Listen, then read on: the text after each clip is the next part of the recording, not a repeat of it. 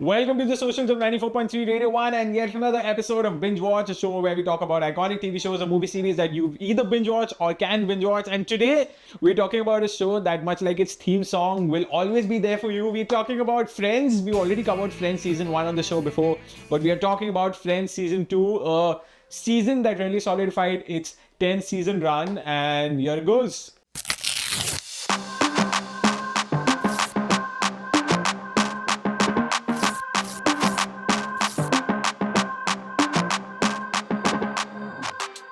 So Friends Season 2 really solidifies the theme of friendship and romance. The friendship between the two iconic duos of the Friends. What do you call a bunch of six people? I don't know, trios, quados, I don't know. Six people is what we are looking at. Of course, we're talking about Ross, Rachel, Monica, Chandler, Phoebe, and Joey. And well, this season in particular talks about the romantic angle between Ross and Rachel, the friendships between Monica and Rachel, the friendships between Joey and Chandler, and it's a season that I really love. So we're going to be talking about the plot of Friends Season 2.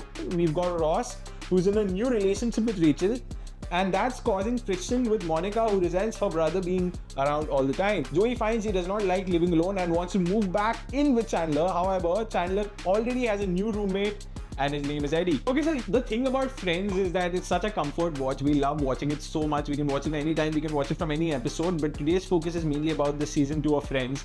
And while Friends could be our favorite TV show, the characters of Friends also have their own favorite TV shows. We're talking about, of course, the whole gang watching them boy Joey in Days of Our Lives, a show that he plays a character in. And also the cutest moment of Joey and Chandler watching Baywatch together.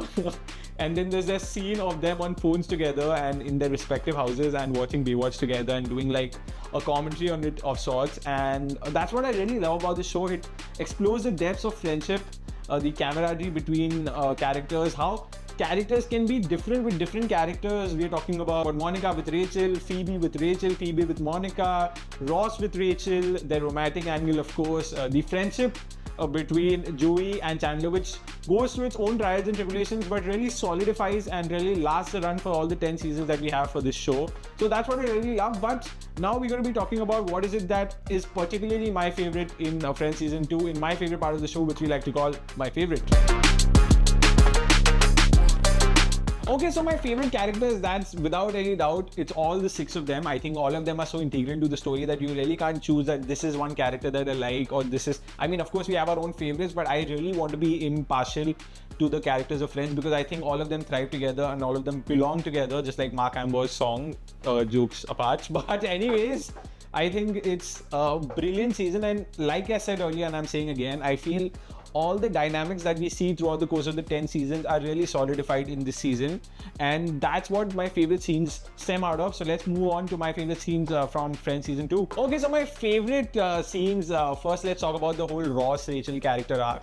I mean, their love story is the most evergreen story. It's always sometimes on a break, sometimes they're together, but in the end, of course, we all know, spoiler alert, they get back together.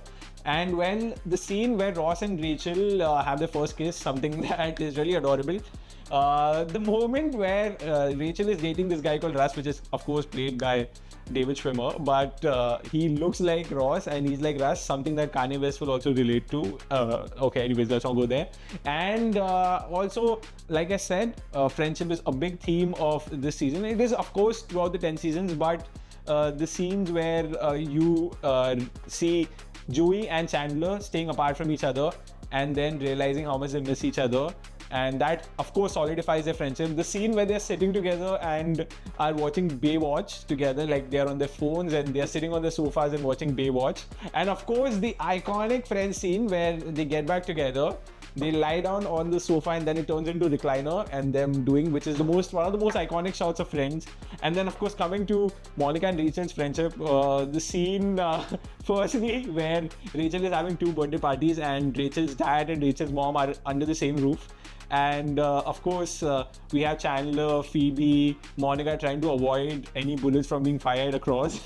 That's pretty funny, very brilliantly written scene. And of course, the scene of where you have Monica going out with Jody and Rachel finding out, and it's written like a scene of one of the people in the couple one of the partners in a couple finding out that they're being cheated on, and it's pretty funny. It's so well written. So these are my favorite moments from Friends season 2. And well, on Binge Watch, you have me blabbering about and ranting about the shows that we're talking about. Of course, today's focus is Friends season 2, but we also have this thing called celebrity intervention, where we talk to a celebrity that we catch hold of in the Radio 1 studios and ask them what is that TV show, movie series that they have been watching. So without further ado, let's go.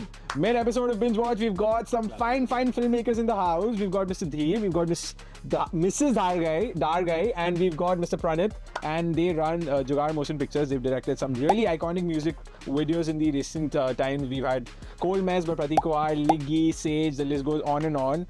And well, I'd love to know from you, because in Binge Watch we talk about iconic TV shows or movie series that you can either binge watch or have binge watched. What is it that you all have binge watched? If we could begin with Dheer. For me, it'd be Blue-Eyed Samurai. Okay. It's a show on Netflix. It's an anime show. It's in English. Okay. It's incredible. Like, for people who watch Shogun, because Shogun is like being spoken about everywhere now, you should definitely go check out Blue-Eyed Samurai. Okay. It's like a epic revenge drama set over, I think, 6 to 8 episodes. We watched it in a single day. We were in London. We were meant to go out and have meetings, and like there was a bunch of stuff that we were meant to do. We put it on, cancelled everything, ended up at 12:30 in the night finishing it off. Right. Her mum was with us. She watched it for the second time all in one day. Wow. It's incredible. Beautiful visuals, immense storytelling, very strong female narrative. Really, really good. Fantastic. How about you, Dar? I think the latest one I watched and I thought it was absolutely genius execution was the Bear season 2. Season 3. I am loving the Bear. Season I'm three. loving the Bear. I think What a great show. Just released to Yeah, just like Yeah. 5 days before. That's 5 what days we've before. been watching. No, Yeah. we've been watching. I am. So I think what's the most inspiring for me as a filmmaker is just seeing how he breaks the form. Yeah. Every episode is breaking the form. When you as a writer, you're sitting in your writer's room and you're thinking, what's your wants, what's your needs, what's the act structure, what's the hero's journey, and then you watch this series and you're like, there's nothing. Right. No which is structural rules. according to Yeah. the rules. Yeah. Nothing. Right. So I just look at the I'm like, how? Yeah. Who approved this? Yeah. Why people approve this? Because Yeah. it's genius. Yeah. But nowadays we're living in the world with so many like formulas, and we keep thinking about the audience. Will the audience will get it? We think that the audience is like, right? They just need to be like fed everything, but turn Right. out to be. Sometimes it's not about like what you understand, but what you feel, what you hear, what you taste. And I think that show just proves that we still have freedom, Yeah. especially when we're talking to the wider audience. Yeah. And that Yeah. feeling of freedom as a filmmaker gives me inspiration. And it's truly metaphorical. In season 3, the main chef, Kami, he says that I'm going to serve a new menu every day. Yeah. And they're like, sorry, spoiler alerts, but he said I'm going It's to in the first episode. It's in the first episode, Oh, so okay. it's fine. I'm going to serve a new menu every day, and everyone's like, no, are you crazy? You can't do that. Just it's not cost effective. Your people, the key people come in are not going to enjoy it. They want to come back and get something that they're used to. And he's like, no, a new menu every day. And I think that's very similar to the writers and creators and directors of that show, because every episode is like a new menu. Right. A right, new right. new dish that you've never experienced before. It's non-homogenized storytelling. There are no Which I tropes. think- No tropes. Phenomenal. I think that's really commendable what they are doing. Christopher Storer, big shout out to the creator of The Bear. How about you? I was also going to say Bear, but like as Dar's already said it, one of the other things that I absolutely loved was Succession, obviously. Logan Roy or Kendall Roy?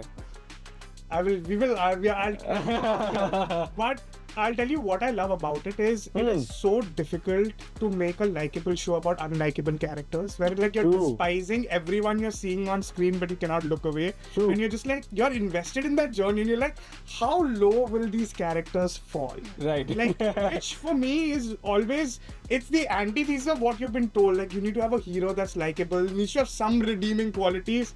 None of them have. None of them have any redeeming qualities. I think only Cousin Craig has. Debatable. So that's it for today's celebrity intervention on the Friends season 2 episode of Binge Watch. Thank you so much for watching. Big shout out to our celebrity of the day for giving the recommendations that they've given. I'd really love for you to go and check out, and please comment on what is it that resonated with you the most. And also please comment down your favorite characters from Friends season 2. I mean Friends in general. Do you want us to cover Friends season 3? We've already covered one season, and here's us covering season 2. So we'd love to know from you, what is it that you want for us to cover next? And of course on Binge Watch we talk about iconic TV shows or movie series that you can either binge watch or have binge watch.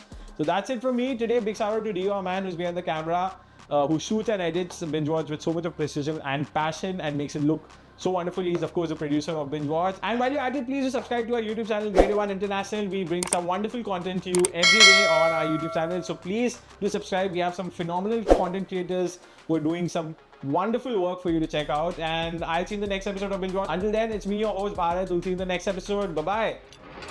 94.3 Radio 1.